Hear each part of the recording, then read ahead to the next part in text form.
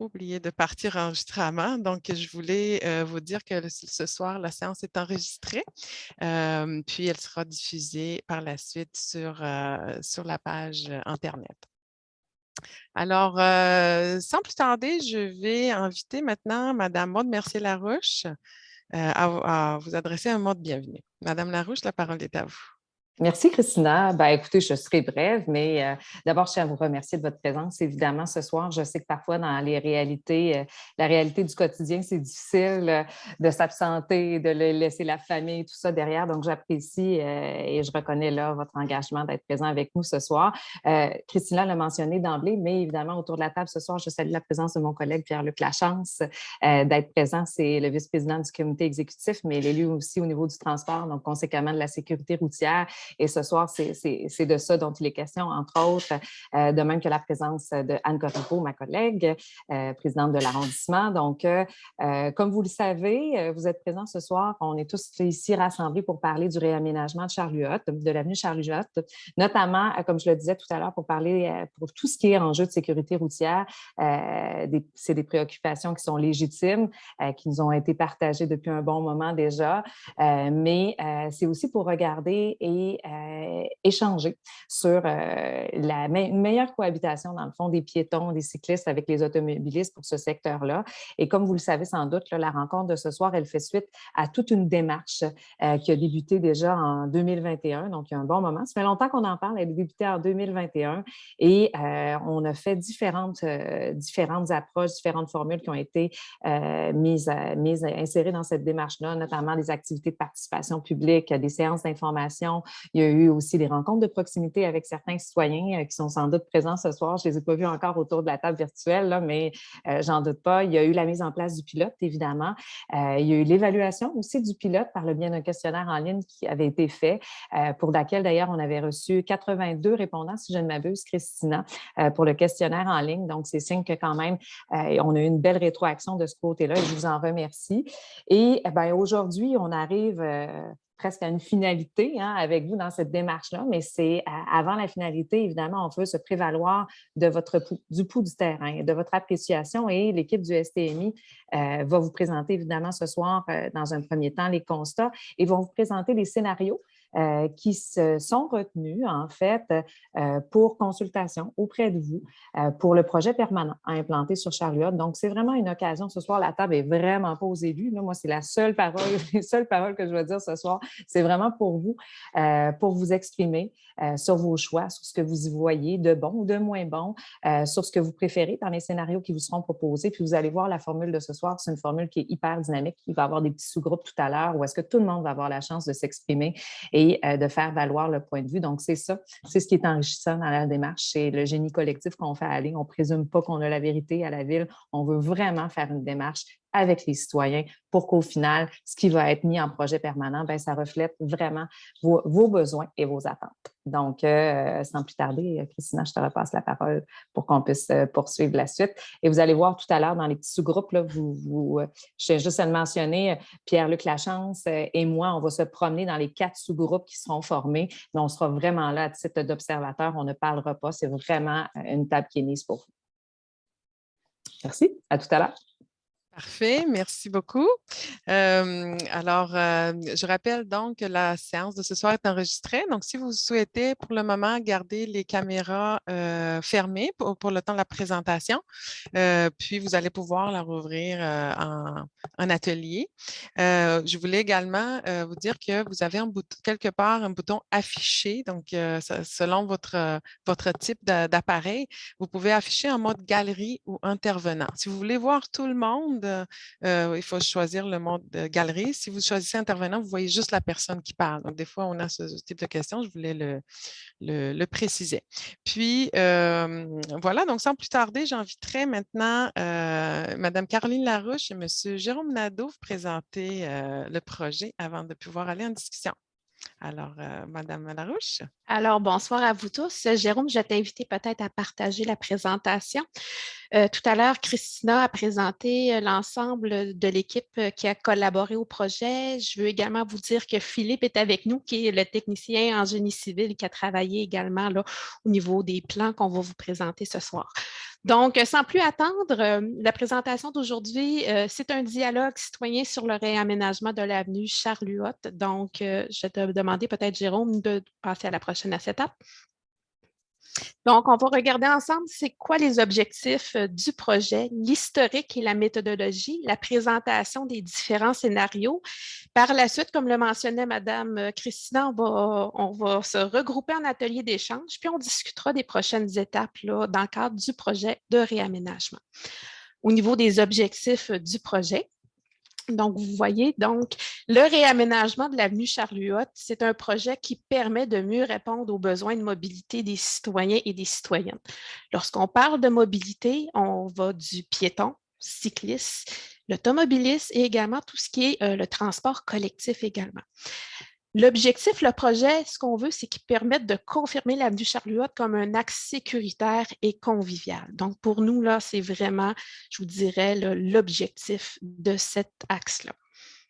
Vous allez voir tout au long de la présentation, afin de rendre, je vous dirais, les choses un petit peu plus simples, on a subdivisé l'avenue Charles-Huot en 3 sections. Donc, on a la section nord, qui va être la section entre le boulevard Laurier et la rue Triquet. Par la suite, la section centre entre la rue Triquet et la rue Eugène-Fizet et la section sud de la rue Eugène-Fizet jusqu'au chemin Saint-Louis. Donc, lorsqu'on va parler de ces 3 sections-là, tout le long de la présentation, c'est, je vous dirais, ce découpage-là qu'on vous présente. Donc, la Ville de Québec souhaite améliorer la sécurité des usagers de l'avenue de Charles-Huot. En termes de sécurité, qu'est-ce qu'on vise par le projet? C'est d'augmenter le respect des arrêts obligatoires. On veut également augmenter le respect de la limite de vitesse, augmenter le respect de l'interdiction de camionnage. Ce qu'on veut également, c'est offrir des infrastructures protégées pour les piétons et les cyclistes et on veut sécuriser les traversées. Donc, ce sont, je vous dirais, les objectifs. Et la Ville de Québec souhaite simplifier l'usage de la rue pour les usagers de tout âge, de toute capacité, et ce, en tout temps. Lorsqu'on parle des piétons, c'est la présence des personnes à mobilité réduite, c'est la présence des écoliers également de l'école Sainte-Yves. On a une école qui est à proximité, on a un corridor scolaire, donc tout ça a été considéré dans le cadre de ce qu'on va discuter tout à l'heure.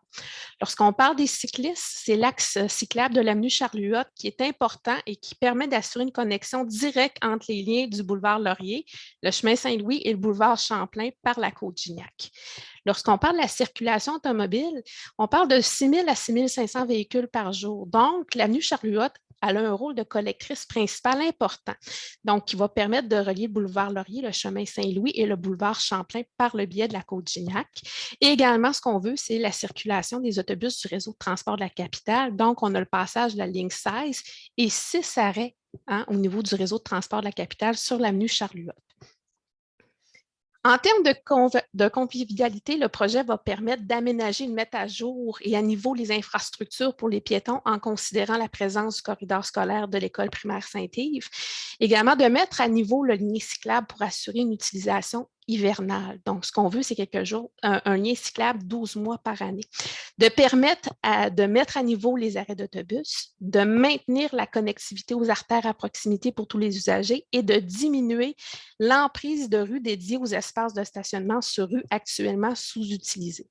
Donc, des relevés terrain ont été faits là, par les équipes au niveau du transport et l'occupation du stationnement sur rue se situe dans les alentours de 3 %. Et même à certaines occasions, on a eu des pourcentages encore moins élevés. Donc, pour nous, là, ça a été, je vous dirais, là, un élément très important dans ce qu'on va vous présenter au niveau du projet. Jérôme, à ce moment-ci, je vais te donner la parole pour le volet historique et la méthodologie. Merci Caroline, bonsoir tout le monde. Donc, pour ce qui est de l'historique et méthodologie, on revient en 2017, simplement survoler le concept qui avait été proposé aux citoyennes et aux citoyens dans le temps. Donc, on avait un projet qui comprenait l'ouverture du terre-plein vers le boulevard Laurier. On avait un retrait complet du stationnement sur rue. On avait également une intersection surélevée à l'intersection Charles-Huot-Triquet. Il y avait un trottoir qui était prévu du côté est, comme c'est le cas actuellement, mais il y avait aussi l'ajout d'une piste cyclable là, protégée de ce côté-là. Du côté ouest, on avait certaines sections de trottoirs qui étaient prévues dans le projet, mais ce n'était pas l'ensemble de l'axe qui était ciblé par les trottoirs. Par la suite, donc on fait un saut de 2017 à 2021. En accompagnant notre révision de limite de vitesse, on a mis en place des mesures de mitigation temporaire en 2021 pour nous assurer d'améliorer le respect de la limite de vitesse. Donc, pour ce faire, pour y arriver, on a eu des rencontres avec certains représentants et représentantes de résidents de l'avenue Charlie-Huot afin de proposer des interventions puis de valider les concepts temporaires. Il y a également eu une séance d'information avec les résidents de l'avenue Charlie-Huot qui a été faite en mai 2021, où on vous a présenté ce qui s'en venait. Il y a également eu de la concertation puis du travail entre le bureau de transport et le bureau de la sécurité routière pour avoir des interventions ciblées de la surveillance policière sur l'avenue Charlie-Huot. Il y a également un questionnaire qui a été fait en décembre 2021 après la mise en place des mesures qui étaient là temporairement l'été. Donc, pour questionner en fait les résidents de l'avenue Charlie-Huot puis établir le succès de ces mesures-là et de revenir en 2022 avec des mesures qui étaient adaptées. Donc, en 2021, les mesures qui ont été mises en place, c'était 3 îlots centraux avec du marquage jaune, des repères visuels amovibles et aussi des panneaux d'indication qui indiquaient d'éviter les obstacles. Donc, ça visait, il y avait aussi la sensibilisation à l'aide d'un afficheur de vitesse qui a été mis en place. Puis, on a relevé la vitesse pour quantifier l'impact des interventions aussi. Après le sondage, après le questionnaire, puis nos relevés terrain, on a établi, on a révisé les mesures déployées en 2022 pour les améliorer encore plus. Donc, on a mis en place plutôt 5 balises portiques en 2022. Donc, c'est ce que vous voyez à droite, 2 repères visuels de part et d'autre de la chaussée sur les lignes de rive. Puis, sur la ligne axiale, on avait une balise centre-rue qui rappelait la limite de vitesse. Le marquage aussi de la limite de vitesse sur chaussée a été réalisé, puis on a continué notre sensibilisation à l'aide d'afficheurs de vitesse et aussi on a fait des relevés de vitesse pour mesurer l'impact des mesures. Il y avait une partie du questionnaire en décembre 2021 qui portait sur le réaménagement permanent de l'avenue Charlie-Huot en vue de la conception qu'on faisait puis de la rencontre qu'on a aujourd'hui. Donc, il y avait 2 questions qui ciblaient vraiment le réaménagement permanent. Il y en avait une qui traitait du retrait total ou partiel du stationnement sur rue dans un éventuel réaménagement. Puis, il y en avait une question qui traitait de l'emprise de la ville, l'utilisation de l'emprise de la ville qui est située à l'extérieur de la rue actuelle. Donc ici, pour bien comprendre, pour qu'on soit tous là, sur la même longueur d'onde, sur qu'est-ce qu'une emprise municipale. Donc, c'est une bande de terrain située en façade des propriétés privées, là où la rue est aménagée. Mais l'emprise municipale, des fois, elle peut inclure une bande de terrain qui n'a pas d'infrastructure et qui pourrait être confondue avec les terrains privés, mais elle appartient bel et bien à la ville. C'est bel et bien l'emprise municipale. Donc, l'étendue de l'emprise publique, elle varie d'une rue à l'autre. Des fois, elle est plus large, des fois, elle est moins large. Donc, pour le savoir, il faut vraiment regarder le certificat de localisation des propriétés privées pour connaître vraiment l'étendue de votre propriété et aussi de l'emprise municipale. Donc, on a sondé, je reviens au questionnaire, on a sondé à travers le questionnaire cette utilisation d'emprise publique-là pour Charlie-Huot. Donc, on avait 3 questions. La première question, c'était le stationnement. En fait, excusez-moi, je vais lire ça au complet. Pour permettre l'aménagement des infrastructures pour piétons et cyclistes, seriez-vous prêt à ce que le stationnement soit interdit des 2 côtés de la rue? Donc, à cette question-là, 61% des répondants ont répondu non, en fait, n'étaient pas favorables au retrait des 2 côtés de la rue. Donc, pour ce qui était d'un seul côté de la rue, donc seriez-vous prêt à ce que le stationnement soit interdit d'un seul côté de la rue? C'était plutôt un oui à 74%. Et lorsqu'on posait la question sur l'emprise municipale, est-ce que vous seriez prêt à ce qu'on utilise l'emprise de la ville qui se situe entre la limite des propriétés privées et la rue actuelle? On avait un oui à 56%, un non à 21%. Donc, on voit que c'est plus mitigé à cet endroit-là. Donc, en fonction des objectifs que la ville s'est dotée, on vous a présenté en début de présentation, puis en fonction aussi du questionnaire et des résultats qu'on a obtenus, on a établi 5 critères de conception pour notre réaménagement. Le premier, c'était de maintenir le stationnement sur un côté de la rue. Avec le sondage qu'on avait reçu, on comprenait très bien qu'on devait maintenir un stationnement de rue. Donc, assurer le respect de la vitesse affichée aussi était un des critères de conception. Offrir un lien cyclable protégé fonctionnel pendant toute l'année.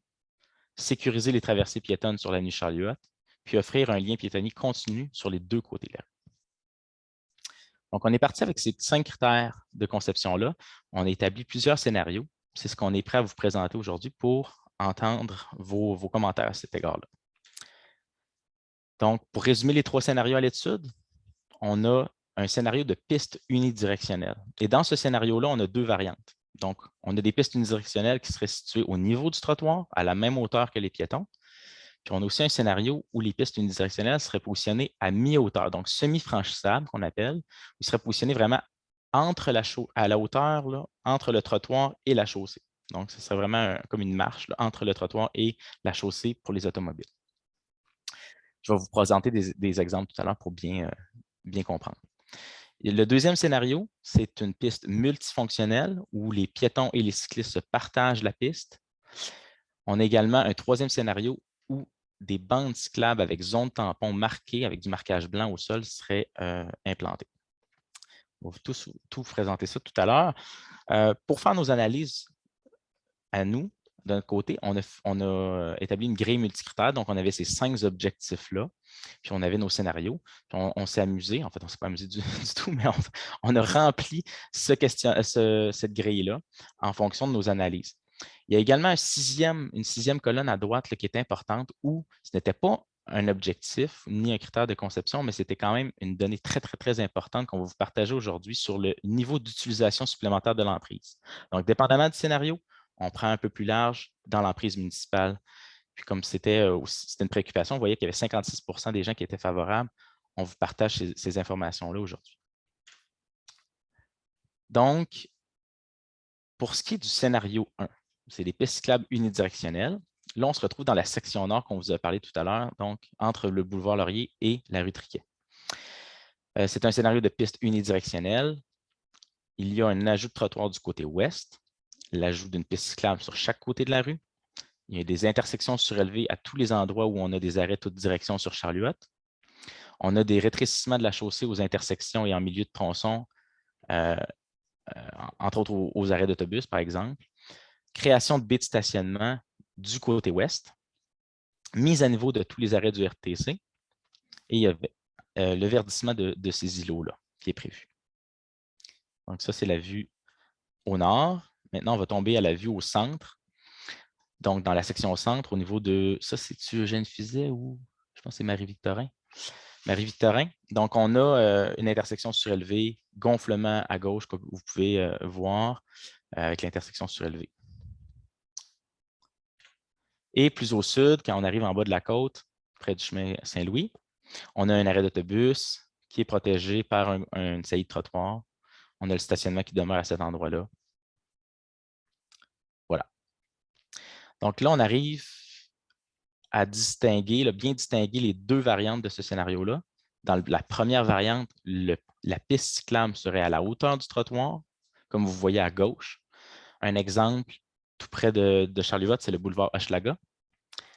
Puis, on a aussi la variante B, qui serait où la piste cyclable serait semi-franchissable entre la chaussée et le trottoir.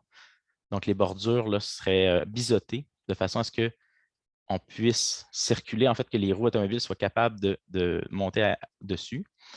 Donc, vous avez des avantages, ça a des inconvénients. Et c'est ce que vous voyez à droite, le boulevard de la Chaudière a été réalisé de cette façon-là.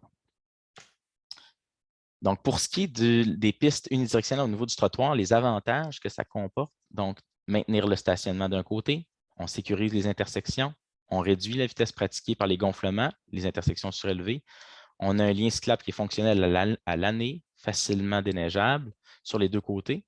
Le lien piétonnier est continu des 2 côtés, le lien cyclable est protégé des 2 côtés, puis on a une séparation là, des modes actifs et la circulation automobile.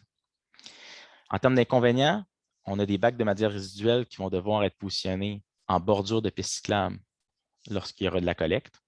On a un empiètement possible des piétons-piétonnes sur la piste, puisqu'on est à proximité et au même niveau. Puis on a des pertes d'espace de stationnement privé en raison de l'occupation de l'emprise qu'on prendrait. Donc, excusez-moi, il y a un petit texte qui ne devrait pas apparaître là. Donc, on a ici les objectifs qui ont été rencontrés selon nos analyses à nous. qui sont tous rencontrés avec ce scénario-là. Et on a une utilisation de l'emprise de 1,9 mètres en moyenne de chaque côté de la rue. Donc, c'est une utilisation supplémentaire à la bordure actuelle. Donc, c'est là où il y a une perte d'espace de stationnement privé qui peut être apportée. Ce qu'on a estimé, c'est qu'il y a environ 7 résidences. C'est pour ça le texte, excusez-moi, c'est un oubli de notre part. C'est 7 résidences qui auraient une adaptation ou une réflexion plus approfondie à avoir. C'est des résidences qu'on a déjà identifiées et assurément que lorsqu'on arriverait dans un scénario plus poussé, on travaillera avec les propriétaires puis on travaillera aussi avec notre scénario à mitiger ces impacts-là. Mais assurez-vous qu'il n'y a pas un stationnement privé qui n'aurait pas 2 espaces de stationnement. On conserve toujours au moins 2 espaces de stationnement. Pour le scénario où les pistes unidirectionnelles sont semi-franchissables, les avantages et inconvénients varient un peu, mais l'utilisation de l'emprise demeure la même. Donc, on a encore le stationnement d'un côté. Les intersections sont toujours aussi sécurisées. On a une réduction de la vitesse pratiquée qui va ressembler à la variante A. Le lien cyclable va demeurer fonctionnel et déneigé à l'année. Le lien piétonnier continu des 2 côtés demeure. Puis, on a une séparation aussi des modes de déplacement. Même encore mieux entre le piéton et le cycliste. Les inconvénients que ça peut apporter, par contre, c'est un empiètement possible de la piste par les véhicules, y compris les véhicules, les camions en fait, de collecte de matières résiduelles. Donc, ce n'est pas les bacs qui seraient présents sur la piste lors des collectes, mais plutôt les camions qui devraient utiliser la piste pour faire la collecte. On a des intégrations et une sécurisation plus complexe des arrêts d'autobus avec le mi-hauteur. La piste lab est plus complexe à entretenir aussi et à déneiger. Puis les pertes de cases de stationnement privé demeurent la même chose. Comme je vous ai dit tout à l'heure, c'est 1,9 mètres en moyenne de part et d'autre de la rue qui est pris supplémentaire. Pour nous, l'évaluation de la rue demeurait sensiblement la même que pour la variante A. Par contre, au niveau de l'objectif 3, le lien cyclable nous semble un peu moins protégé. Donc, le confort cycliste est un petit peu moindre pour ce scénario-là.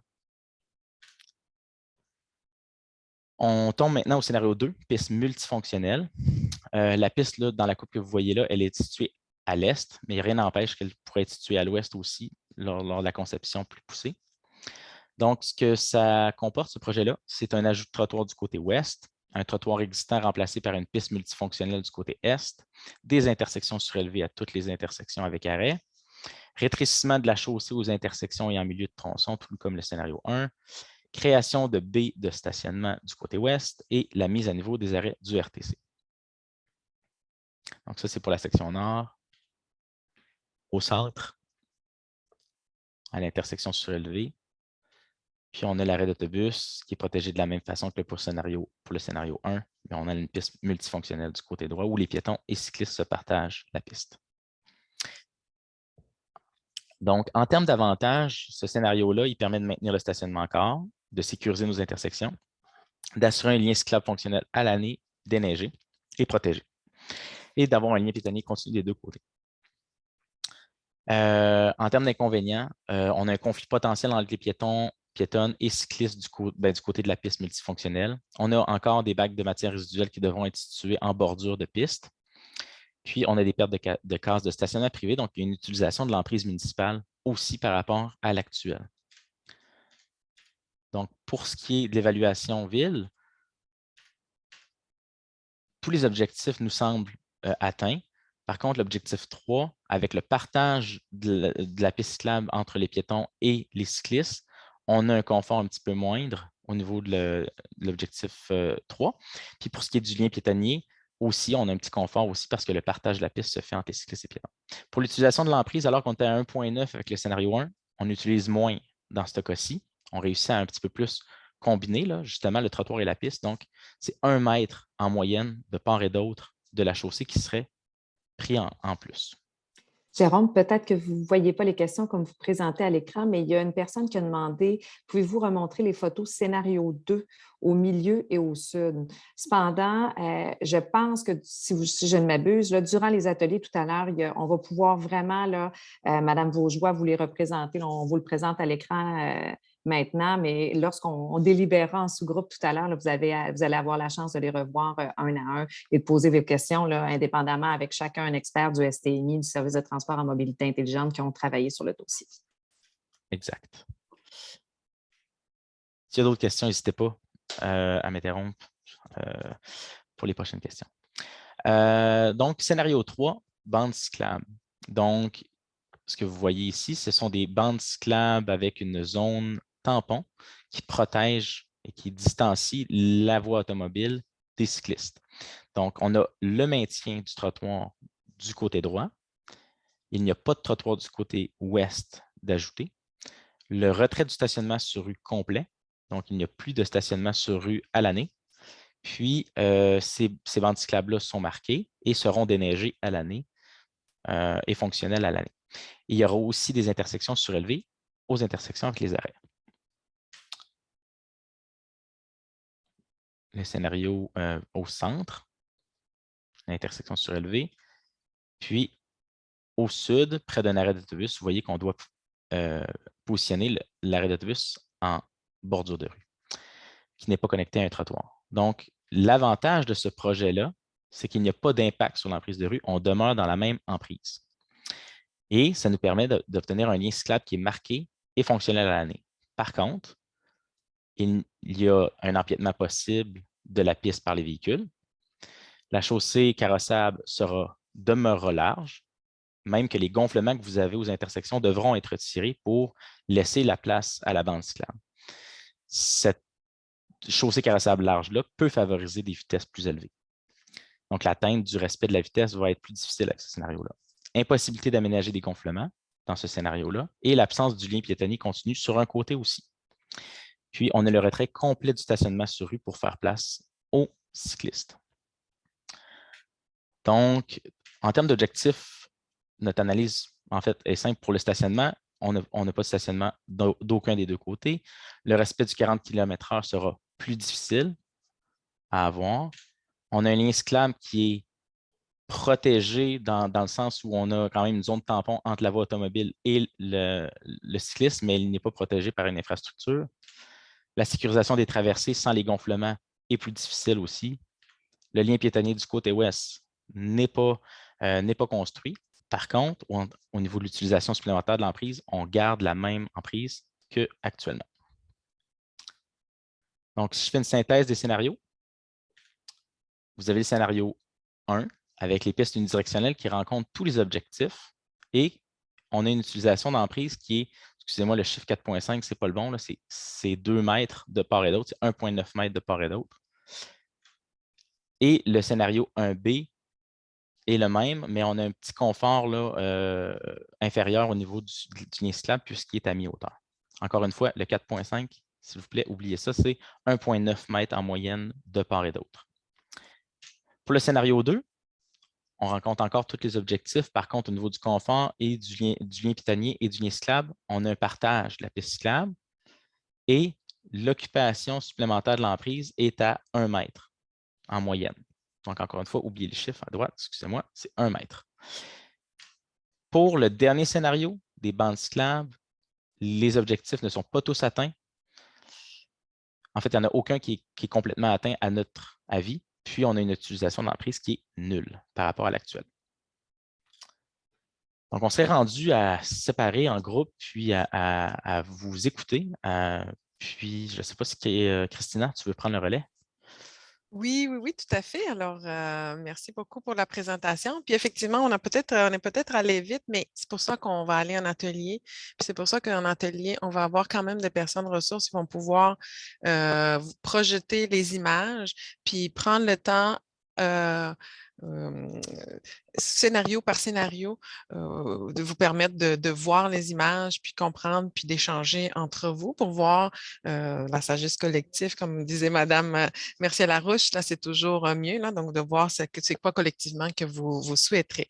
Alors, avant d'aller un atelier. Donc, je vais vous expliquer un peu comment ça va se passer. Donc, on vise avec ces ateliers cet exercice collaboratif, là, donc pour permettre à plus de monde de s'exprimer. C'est pour ça qu'on a choisi cette formule qui nous a aidés dans plein d'autres dossiers. Donc, on vise à peu près 40-45 minutes de discussion en atelier. C'est sûr que si on voit que vous voulez qu'il y a plus de temps, que vous avez besoin de plus de temps, on va le faire. Si on a fait le tour et que tout le le monde est prêt à retourner en plénière, mais c'est un horizon d'à peu près 40-45 minutes.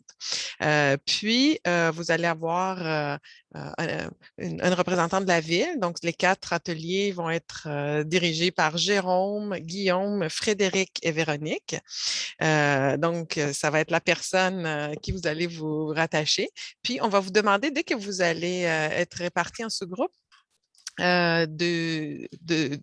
identifier un porte-parole qui va agir comme rapporteur du groupe en plénière. Donc, vous allez être à peu près 10-12 personnes par groupe. Ce serait intéressant que les autres puissent entendre aussi ce qui a été discuté dans le groupe. Donc, si quelqu'un d'entre vous pourrait prendre quelques notes et pour faire un résumé, vraiment un survol en plénière, ça nous aiderait. Également, donc, vous allez voir, quand je vais partir les sous-groupes, vous allez avoir soit une fenêtre qui s'allume, là encore, ça va dépendre, est-ce que vous êtes sur une tablette ou un ordi, un téléphone. Donc, en principe, il va y avoir une fenêtre qui va vous dire j'accepte d'aller en surgroupe. Sinon, là, vous allez juste attendre une minute puis vous allez être dirigé automatiquement. La même chose à la fin. Donc, quand je vais vous dire qu'il reste quelques minutes, ben, je vais vous ramener tous les groupes en plénière. Puis, soit vous cliquez oui, j'accepte de revenir, soit ça va prendre quelques minutes. Là. Donc, au besoin, si jamais vous n'êtes pas capable d'y aller, restez dans la salle, puis moi, je vais vous déplacer manuellement. Là. Donc, on va essayer de faire ça rondement. Puis voilà, donc les personnes ressources sont là, oui, des fois pour répondre aux questions, mais surtout pour vous entendre parce que ça va les alimenter pour finaliser la conception, puis pour voir lequel des scénarios semble, ben, entendre surtout votre préoccupation pour pouvoir les ajuster. Alors, pour chacun des scénarios, nous vous invitons à discuter de ce que vous aimez, des éléments qui vous semblent intéressants. Aussi, nous dire vos préoccupations. Est-ce qu'il y a des choses liées au stationnement, à la circulation? Donc, vraiment vos préoccupations là, pour chacun des scénarios. Donc, c'est pour ça, on pourrait prendre une dizaine de minutes par scénario. Faites le tour, puis en tout cas, on espère que tout le monde va pouvoir s'exprimer. Donc, comme d'habitude, on vous demande votre collaboration pour que tout se passe dans le respect, puis la collaboration. On est là pour entendre tout le monde. Puis ça se peut que vous ne soyez pas tout le temps tous d'accord, mais c'est ça la beauté aussi des ateliers. On veut entendre vraiment tous les points de vue, puis c'est ça qui fait la richesse. Et les résultats de la rencontre de ce soir, ça va être vraiment un entrant citoyen dans l'analyse finale des scénarios. Donc, c'est pas ce soir qu'on va décider, là, peut-être qu'on ne saura pas là, ce soir en sortant d'ici quel scénario va être retenu, mais ça va alimenter les équipes là, pour pouvoir mener la réflexion plus loin. Alors, sans plus tarder, si tout le monde est prêt pour la téléportation, je vais vous souhaiter bonne discussion. Puis on va se retrouver donc dans une quarantaine de minutes en plein air. Alors, laissez-moi juste 2 secondes. Alors, voilà, ben, c'est parti.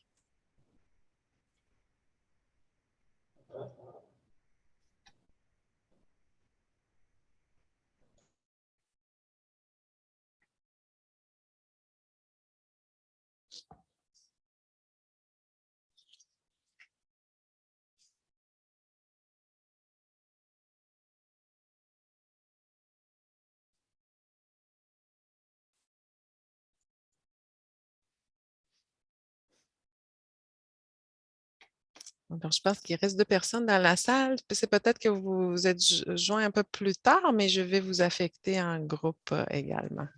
Bonsoir. Bonsoir. Oui, moi, je me suis Voilà. connectée très tard parce que Il y a aucun problème, là. C'est juste. j'ai jamais trouvé l'invitation dans mon courriel. J'ai pas pu Ah, pourtant, deviner que ça OK. venait Il y a pas. de votre nom. Ah, OK, OK. Pardon. Bon, ben alors, je vous envoie dans un groupe. Bonsoir. J'aurais pas grand-chose à Ah, dire parce que j'ai pas vu les ah, scénarios. ah. Ben, en fait, vous allez les avoir finalement là, OK, dans la séance, là, on va voir parfait. l'image. Excellent. Merci.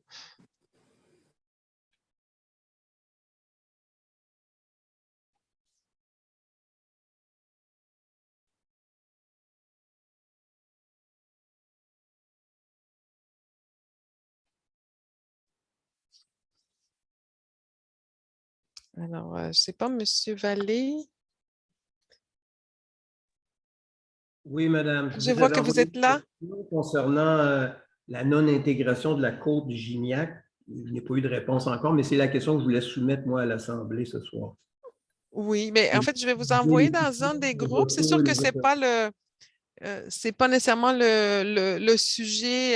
Ça veut dire on est là pour parler plus de Charles Huot, mais vous pouvez le Je comprends votre mentionner là. réponse. Donc, je vais vous. Ma question de base, c'est pourquoi dans ce projet, on n'inclut pas Charles-Huot et Côte-Gignac, qui sont le Codignac. même itinéraire, et vous utilisez les chiffres des cyclistes, des autos, des autobus, Mm. pour justifier les aménagements que vous allez faire sur Charles-Huot en utilisant les données de la Côte-Gignac que vous n'intégrez Oui. pas. Là, c'est ça.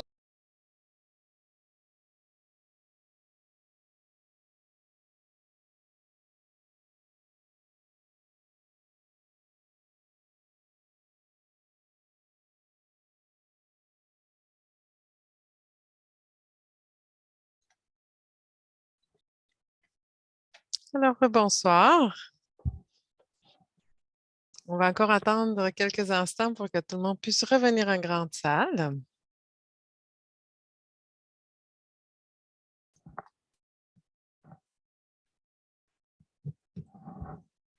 Alors, c'est ça, on avait des groupes qui avaient fini, puis il y a des groupes qui souhaitaient encore, mais je pense que même dans le dernier groupe, là, on avait fait le tour de la question. Alors, ce qu'on vous propose maintenant, c'est qu'effectivement, on ne peut pas être dans tous les groupes en même temps. Donc, si on voudrait inviter donc, les porte-paroles à nous résumer brièvement les principaux points de discussion. Donc, est-ce que quelqu'un souhaite casser la glace? Peut-être. Sinon, nous, on Non? avait M. Villeneuve qui était responsable et porte-parole du Parfait. groupe 2. Alors, est-ce que M. Villeneuve, est-ce que vous serez prêt Oui, je à faire un retour? faire un petit résumé là, de la discussion de notre groupe. On a fait une évaluation des 3 scénarios. Le scénario 1 est sorti, je te dirais, plus positivement par rapport à l'aménagement, la voie cyclable surélevée de chaque côté, un trottoir de chaque côté, des intersections gonflées. Il y avait certaines préoccupations au niveau de l'emprise, je dirais plus particulièrement les gens qui vont être affectés par cette emprise-là. Ils veulent avoir plus d'informations, savoir, ça va être, vous l'avez mentionné, je pense qu'au début de la présentation, qu'il y avait comme 7 terrains qui étaient comme un peu plus affectés par ça. Fait qu'il aimerait ça être peut-être consulté de manière privée là, pour avoir une meilleure idée de c'est quoi l'impact direct sur leur terrain. Sinon, pour le scénario 1, scénario 2, je te dirais qu'il arrive en deuxième, mais tu sais, quand même presque à égalité. Fait qu'il y avait quand même, c'était reçu très positivement. 1, 2, scénario 3, c'était pas quelque chose qui était nécessairement intéressant pour les gens dans notre groupe. Fait que je pense que ça résume bien. Je regarde mes notes là. Ça résume bien là, ce qu'il y avait dans notre groupe. Parfait, excellent. Merci beaucoup, M. Villeneuve, de vous avoir prêté à l'exercice. Alors, est-ce qu'un autre groupe, je vois une main levée de Mme Nadia Aubin-Hort, parce que je comprends que c'est vous la porte-parole du groupe de Véronique? Oui, j'écrivais à vitesse extrême pour essayer de représenter ce que le groupe de M. Fortin, de Frédéric Fortin, Ah, de Frédéric, pardon, oui. s'est dit, oui. Donc, en résumé, là, je pense qu'on a eu beaucoup de discussions, c'est pour ça qu'on était les derniers à revenir. On a beaucoup parlé de qu'est-ce qu'on pourrait faire en plus des scénarios qui étaient proposés. Puis je vais quand même vous le dire. Dans tous les cas de figure, il y a beaucoup de gens qui ont demandé des mesures supplémentaires de mitigation dans la tronçon sud particulièrement ou entre les intersections. Il y a eu des propositions, comme par exemple ajouter des renflements aux arrêts d'autobus, parce que lorsque les gens débarquent de l'autobus, peut-être qu'ils habitent de l'autre côté, puis là, gens, on pense aussi à secondaire 1, il y a aussi des enfants qui peuvent prendre le bus, donc, puis aussi, si ces renflements existent aux arrêts d'autobus, ça crée des ralentissements supplémentaires sans mettre des stops, et ça crée les possibilités de traverser pour aller prendre la piste cyclable unidirectionnelle de l'autre côté, parce que le scénario 1 était de loin préféré, qui inclut des bandes unidirectionnelles. Donc, le bidirectionnel, on a beaucoup parlé de conflits d'usage, de différences de vitesse, les différentiels de vitesse entre un vélo et un piéton. C'est la même chose qu'un vélo qui essaie de rouler dans le milieu d'une rue, puis il y a des voitures derrière, c'est l'équivalent. Puis aussi, on a parlé aussi qu'il y a beaucoup d'enfants qui utilisent qui vont aux écoles et les parcs là, qui sont autour. Puis, on ne peut pas leur demander de rester dans leur piste, là, sur une piste multifonction. Et même, on a commenté que certains adultes non plus ne sont pas capables de rester de leur côté de la piste. Donc, il me semblerait une préférence pour le scénario 1. Il y avait des questions, par contre, pour le scénario 1 hein, par rapport où on va mettre les bacs de recyclage, le déneigement des entrées privées. Peut-être qu'il n'y avait pas assez d'informations à ce niveau-là. C'est quoi l'impact réel de ça? Qui aurait voulu en entendre un petit peu plus.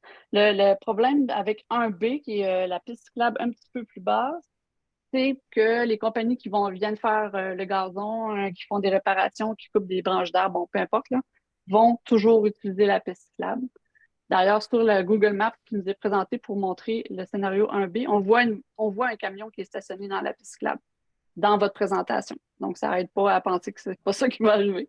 Et normalement, il n'y a pas eu de commentaires sur l'emprise. Peut-être qu'il n'y avait pas de gens que ça concernait personnellement. Là. Il n'y a pas vraiment eu de questions là-dessus. Pas de commentaires là-dessus. Mais on a eu des commentaires comme quoi il faudrait que ça se fasse le plus vite possible et qu'il faut penser aux enfants. C'est ça le plus important. Donc, puis scénario 3, ben, on a eu comme 10 secondes, puis il n'y a personne qui s'est levé pour dire « Moi, je veux absolument que ça soit le scénario 3 ». C'est ça. Parfait, merci. Donc, finalement, vous avez bien fait de discuter plus sur le premier scénario parce que c'était c'est ça, parfait, merci. Donc, est-ce qu'il y a quelqu'un d'autre qui souhaite continuer dans un autre groupe? Soit lever la main, soit oui, Madame Beaulieu. Non, pardon, je n'avais pas vu. Attendez. Sans problème. Je peux attendre. Mais allez-y, Madame Beaulieu, oui. Moi, j'étais avec le groupe de M. Nadeau. C'était unanime pour le scénario 1A. Effectivement, il n'y a personne qui était d'accord pour le scénario 3 et pour le scénario avec la piste multifonction, là, des commentaires similaires, là, comme quoi les vitesses différentes des usagers, tout ça, ça pourrait causer plus de conflits que d'autres choses. Donc, tout le monde était assez unanime sur la 1A. La 1B, avec les différences, ça a peu convaincu de gens, donc tout le monde est resté avec la 1A. Les questionnements qui sont ressortis,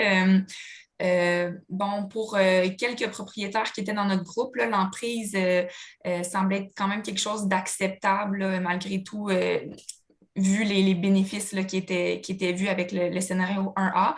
Par contre, ce qui était noté, c'est qu'on trouvait que ça donnait, ça ajoutait beaucoup de béton et une allure un peu de boulevard avec peu de verdure sur les photos qui nous ont été présentées. Là. Donc, il y avait comme une inquiétude par rapport à ça que finalement, ça ait l'air très vide et peu résidentiel ou en tout cas peu vert. Ensuite, on a eu un excellent commentaire par rapport à le positionnement du stationnement qui avait été mis du côté ouest sur les photos, mais que peut-être du côté est pourrait être plus adéquat pour éviter les emportièrements avec les cyclistes qui, en descendant la côte, là, si quelqu'un ouvre sa porte stationnée, là, ça pourrait être peut-être plus dangereux que lorsque les cyclistes montent à une vitesse plus réduite là, à l'est. Sinon, un autre commentaire qui est ressorti, c'est aussi par rapport à ajouter des traverses, là, parce qu'en ce moment, les gonflements avec traverses identifiés étant Marie-Victorin-Triquet, ça laisse peu de place où traverser de façon sécuritaire dans le sud de la rue. Puis finalement, on a parlé aussi pour essayer d'ajouter différentes mesures pour réduire la vitesse également dans le sud, là, ajouter peut-être des chicanes ou des choses pour venir, c'est ça, diminuer la vitesse. Alors, mon groupe, j'espère que j'ai bien rapporté les choses. Merci beaucoup. Il y a toujours la possibilité, s'il y a d'autres personnes dans le groupe là, qui voient quelque chose, n'hésitez pas là, à intervenir. Voilà, donc il reste le dernier groupe. Donc, je comprends que c'est Madame Jenny Bédard. Bonsoir. Bonsoir. Alors, dans notre groupe, il n'y a pas eu nécessairement de vote ou en tout cas de prise de position par rapport à un scénario meilleur que l'autre. Il y a eu plus de questionnements ou de demandes diverses ou de commentaires divers. Donc, il y a eu aussi, je ne veux pas répéter nécessairement tout ce qu'il y a eu qui ont déjà été dit. Il y a été question de la du bus numéro 16, à savoir si c'est encore utile, s'il y a une possibilité qu'un jour, ça ne passe plus nécessairement parce qu'il est souvent vide. Donc, ça avait été évalué. On nous a expliqué que le RTC, c'est vraiment quelque chose qui est différent de votre équipe. Là. Donc, mais ça a été questionné. Le trafic sur les rues perpendiculaires aussi, qui amène, en fait, ceux qui veulent dévier certains trafics ailleurs puis qui arrivent par les rues perpendiculaires dans le quartier. Il y en a qui avaient proposé, est-ce que c'est possible d'avoir justement une interdiction de tourner à certains endroits pour éviter le trafic dans les rues perpendiculaires. Donc, ça a été une chose qui a été amenée. Puis, on a parlé justement avec les interdictions de tournée qu'il y a dans les autres secteurs, bien, ça amène effectivement une augmentation aussi de la circulation sur Charles-Huot. On dit que les normes proposées présentement, l'aménagement proposé, c'est plus pour diminuer la vitesse, mais pas nécessairement pour diminuer l'achalandage, mais il faut quand même garder un œil là-dessus aussi sur pas trop veiller à ne pas trop augmenter l'achalandage. On est déjà rendu à 5 à 6 000 véhicules sur une rue. C'est quand même considérable. Ensuite de ça, le scénario 3 ne faisait pas l'unanimité, effectivement, surtout la piste multifonctionnelle ne faisait pas l'unanimité pour certains. Et puis, on nous a expliqué aussi que c'était une norme provinciale maintenant que les voies cyclables ne devaient pas être partagées avec les véhicules lorsque, justement, il y a une grande circulation sur les routes.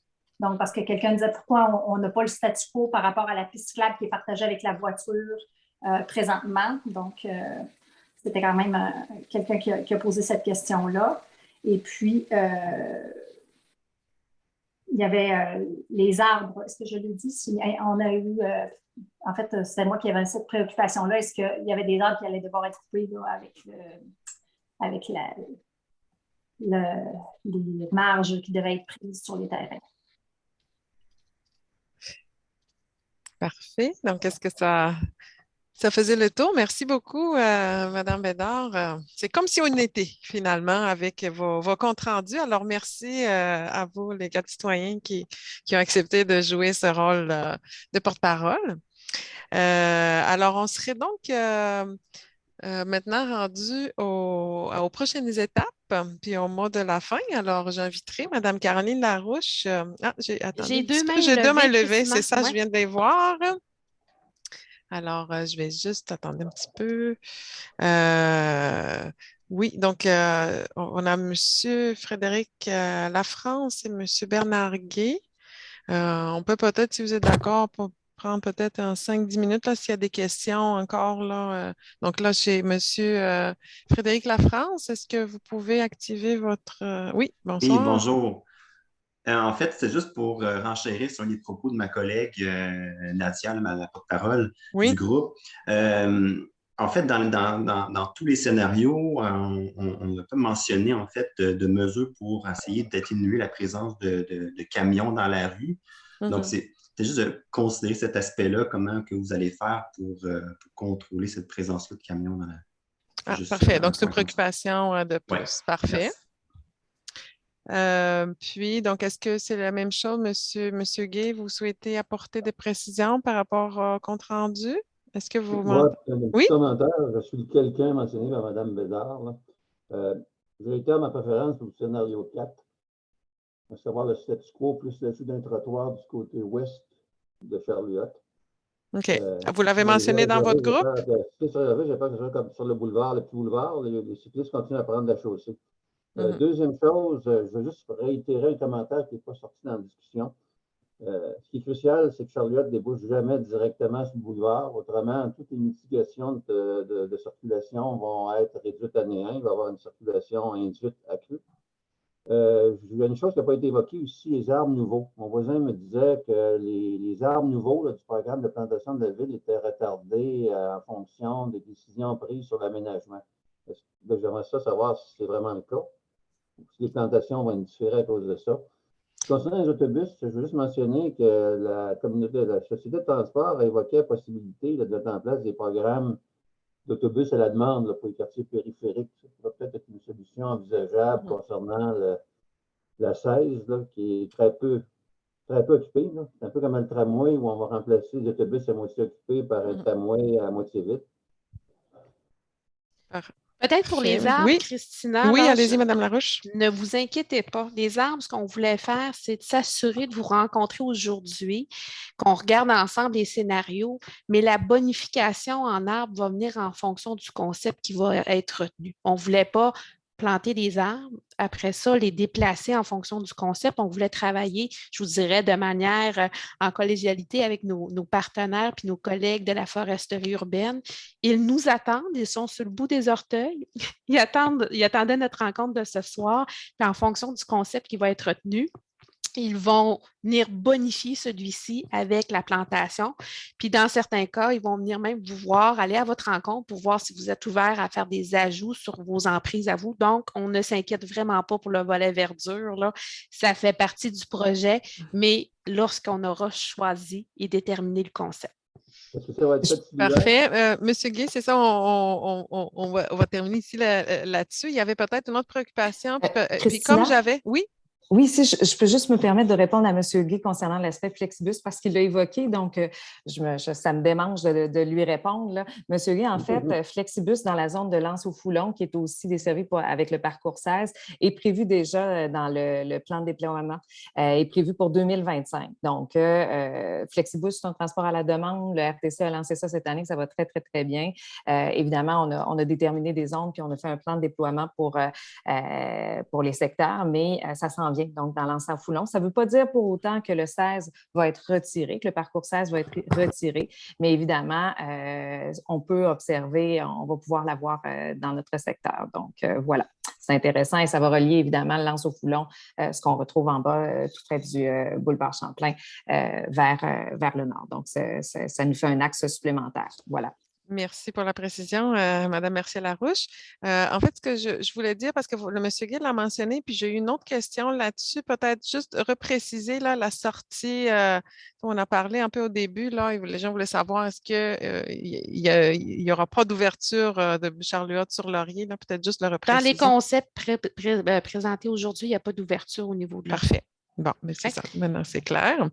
Oui, peut-être une dernière question. Je vois M. Paré qui a levé la main. Oui. Oui, bonjour. En fait, je voudrais savoir, il arrive quoi avec la réduction de la vitesse pour la ramener à 30 km/h comme vous l'avez promis? OK, au lieu de 40. Oui, M. Lachance, allez-y.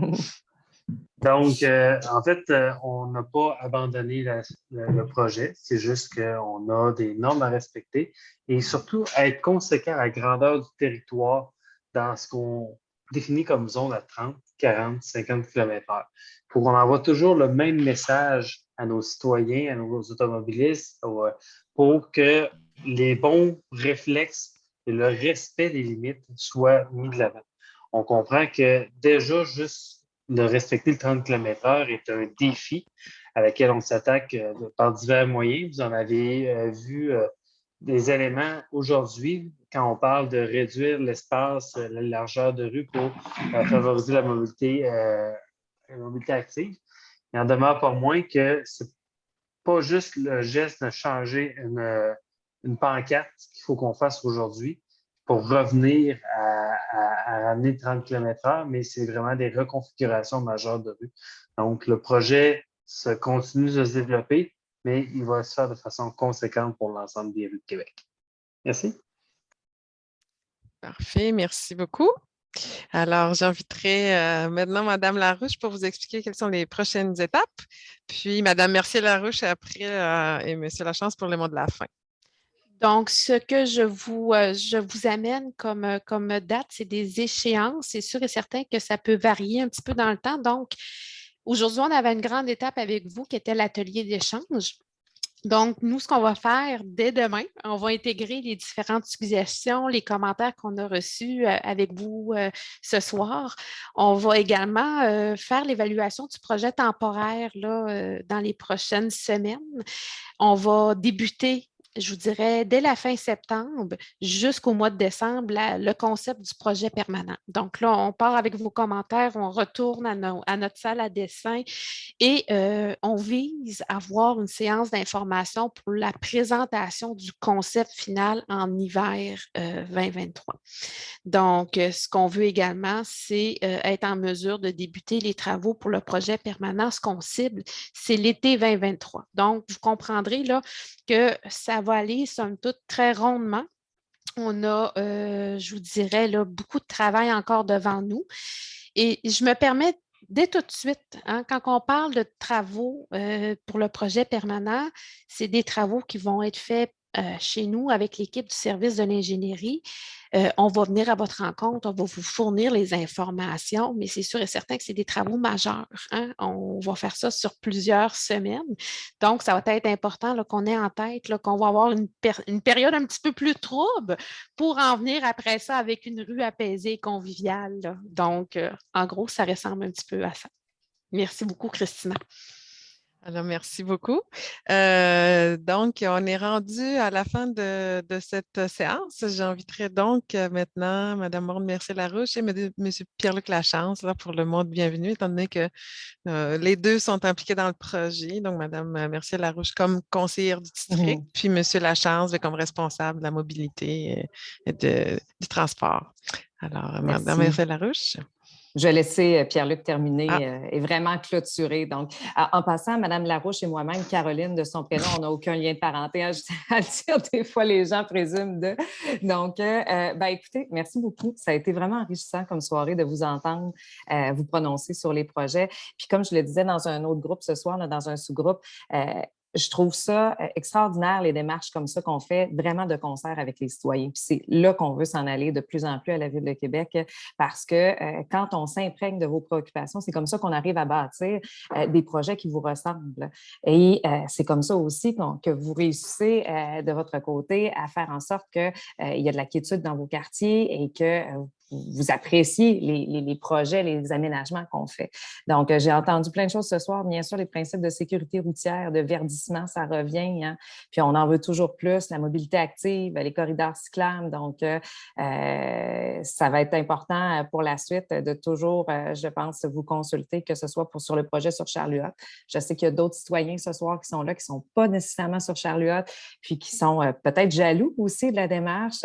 Évidemment, on ne peut pas tout faire en même temps, mais sachez qu'on a une volonté de toujours placer les citoyens au cœur du débat pour qu'on puisse vraiment cheminer là-dedans et que ça, comme je le disais, au risque de me répéter, que ces projets-là, ils vous ressemblent. Alors, merci de votre engagement, il est précieux, c'est à ça qu'il sert. Quand vous êtes présent le soir, quand vous répondez à des questionnaires en ligne, c'est vraiment avec ça qu'on travaille pour la suite pour bâtir une ville qui vous ressemble. Alors, merci. Merci, Mme Mercier-Larouche. Peut-être avant de donner le mot de la fin à M. Lachance, je vois qu'il y a une dernière main levée de Mme Vaugeois. Alors, vous voudriez peut-être intervenir brièvement, oui? Oui, excusez, c'est juste, je me posais la question par rapport au rehaussement des intersections. Avez-vous pensé à un système d'évacuation de l'eau en cas de grosse chute d'eau pour éviter les inondations des gens qui vivent en face des zones surélevées, finalement? Je sais qu'il n'y en a pas beaucoup, mais si vous me considère. Ça, c'est dans le cadre du projet, c'est bien ça qu'on vous a présenté? Oui, c'est le scénario 1 et 2, en fait. Là, je vois que les équipes il y a un potentiel risque d'inondation chez nous, disons. En fait, on ne fera pas un projet où le drainage ne sera pas fonctionnel. Là. Je vous assure qu'il y a des équipes à l'ingénierie qui vont travailler fort pour que le drainage soit optimal. Puis il n'y aura pas de risque là, pour les propriétés. On a des intersections comme ça ailleurs, puis on n'a pas de problème. D'accord. Merci pour avoir soulevé la problématique. Là. Merci. Alors, M. Lachance, la parole est à vous pour le mot de la fin. Merci beaucoup, Christina. Merci à tous les professionnels de la Ville qui ont été présents ce soir, autant de l'interaction citoyenne que des transports, que de la planification de l'aménagement du territoire. on voit que le sujet de la sécurité routière n'est pas un sujet qui est porté par une personne, c'est l'ensemble de l'organisation qui vise à ce qu'on ait des aménagements plus sécuritaires, mais aussi beaucoup plus tourné sur la mobilité active. Vous allez le voir, c'est une valeur qui sera encore plus présente dans le futur et j'ai été très heureux d'entendre les commentaires que vous avez portés et l'appétit dont vous avez fait preuve envers des aménagements plus actifs sur Charles-Huot, certes, mais aussi on sent que c'est pour l'ensemble du quartier que c'est là. Je tiens aussi à saluer notre collègue à Maud et moi, Anne, qui a participé aux échanges, qui a écouté. Donc, merci de ta présence, Anne, ce soir. Et à toutes et à tous, je vous souhaite une très belle soirée. Alors, merci. Bonne soirée. Puis, vous allez avoir la présentation et l'enregistrement sur la page Internet. Alors, merci. Bonne soirée. Merci tout le monde. Bonne soirée. Merci. Merci, Christina. Merci.